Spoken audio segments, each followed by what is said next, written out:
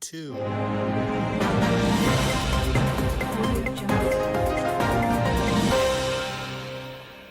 Welcome back to A Slice of News, where I cut you off a slice of news. In the wake of conservative commentator Charlie Kirk's assassination, we're seeing a growing number of employers bow to pressure by conservative activists and officials to fire anyone who seems to say anything that is seen to either minimize or anyway justify his killing. And it's at a point that people can't even seemingly criticize the slain right-wing activists without risking swift and immediate dismissal from their job. While on the surface it feels like a cut-and-dry First Amendment issue, many on the right are quick to point out that these firings are not only perfectly defendable, they're also perfectly legal. In the last week, we've seen people from every walk of life, be it the private sector, places like media companies, airlines, teachers, all the way up to government officials, all being let go or put on leave from their employment, sometimes for nothing more than simply quoting things that Charlie Kirk himself said. But those in power on the right are using this as a method of crushing what they see as dissent. You may have thought you had free speech, but you're only free to speak as long as you don't say bad things about the newly canonized saint Charlie. And I guess when you get down to it, being fired over social media posts is nothing new, no matter which side of the political aisle you stand on. Seemingly since the dawn of social media, people have been digging through everyone's post histories, trying to find some controversial post or musing they made in the past to use as a justification for removing them from their job. And as is often the case,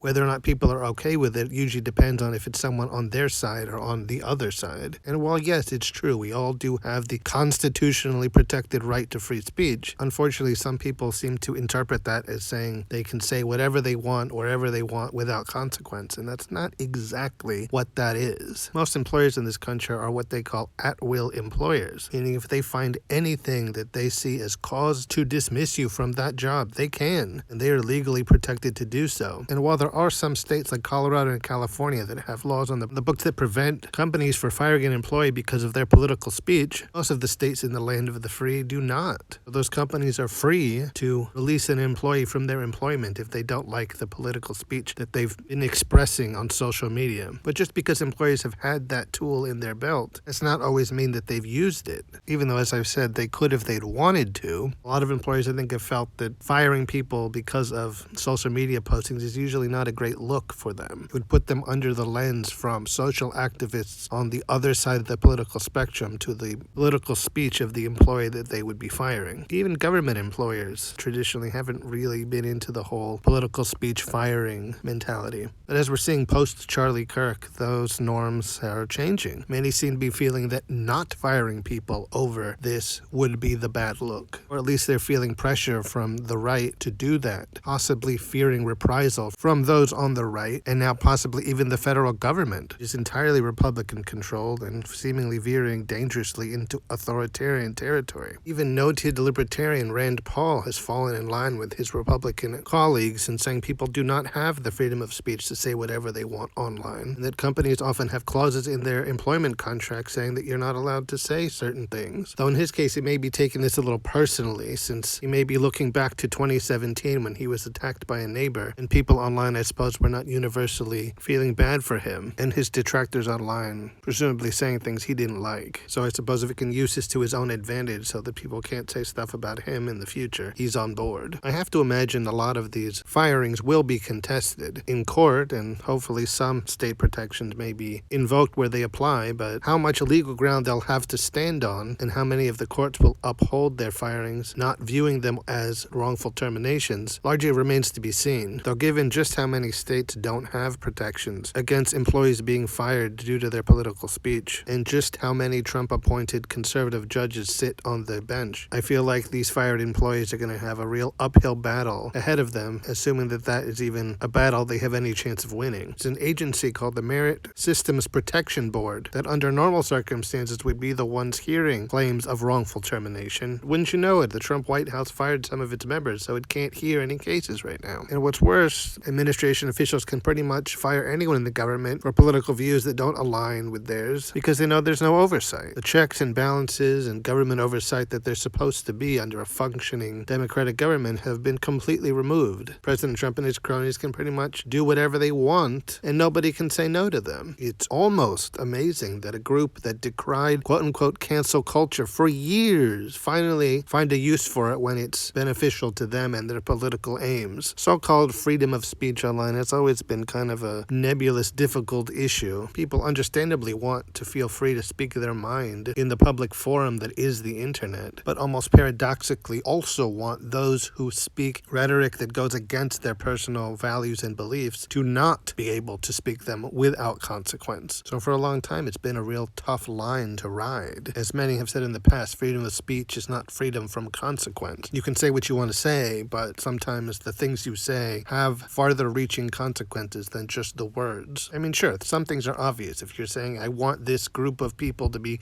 exterminated, or wishing literal physical harm on an individual, that obviously is not okay, and there should be consequences for that. But I guess it gets a little less cut and dry when you're just saying things like, I don't feel bad that Charlie Kirk died, or having the audacity to literally quote something he said, only to have that branded as, quote, hate speech and be removed from your job for it. In a lot of ways, this feels kind of like government overreach, even though in a lot of cases it doesn't actually involve government entities and it's just private sector employers. But at the same time, I think it's safe to say we wouldn't be seeing this mass of firings from non-government employers, and even some government employers, if there wasn't seemingly this pressure from the upper echelons of government to suppress what is seen as anti-conservative speech. Since, of course, in their minds, an attack on St. Charlie is an attack on all conservatives and conservative values of all sorts. As a sort of thought experiment, I try to think if the roles were reversed, if a prominent, outspoken liberal activist was murdered by a right-wing extremist and people were getting fired left and right because of their non-condemnations of the killing and possible praise for the killer, I guess first, would we see that? And second, if we did, would people be okay with that? And honestly, I'm not really sure. Those on the left don't tend to take their figures so to heart in the sense where they feel that an attack on them is an attack on all leftists everywhere. But while I admit this is an entirely invented scenario, I do get the sense that those on the left are at least slightly more tolerant of speech that they don't approve of, as long as it doesn't veer into something that's not just virulently racist or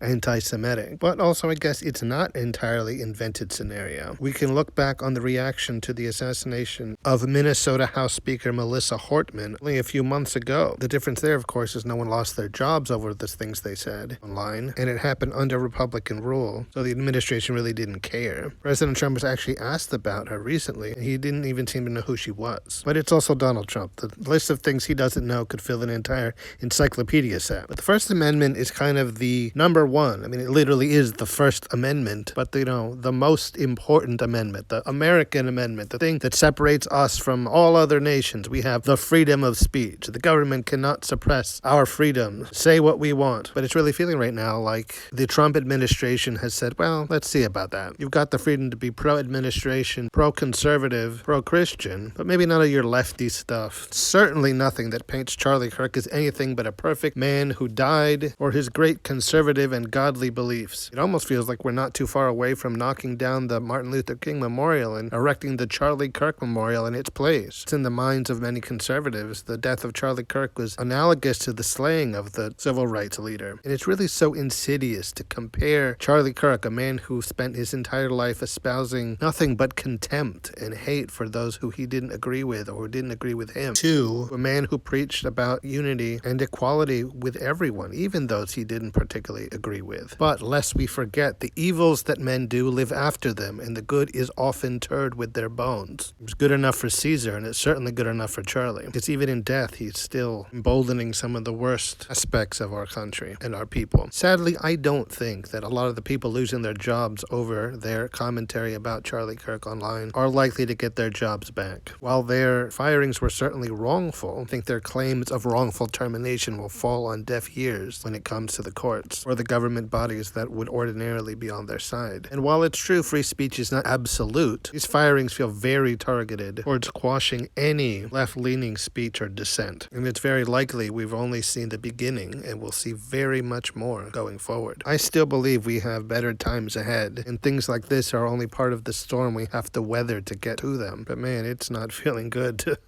live through the present. But we'll all make it through it, and sometime, hopefully in the near future, we'll be able to look back at all this and be glad that we suffered, but things didn't stay bad forever. The great Bob Ross once said, gotta have a little sadness once in a while so you know when the good times come. I'm waiting on the good times now. And yeah, so am I. So guys, that's it for this episode of A Slice of News. I've been your host, Mr. Slice, and until next time when I cut you off a slice of news.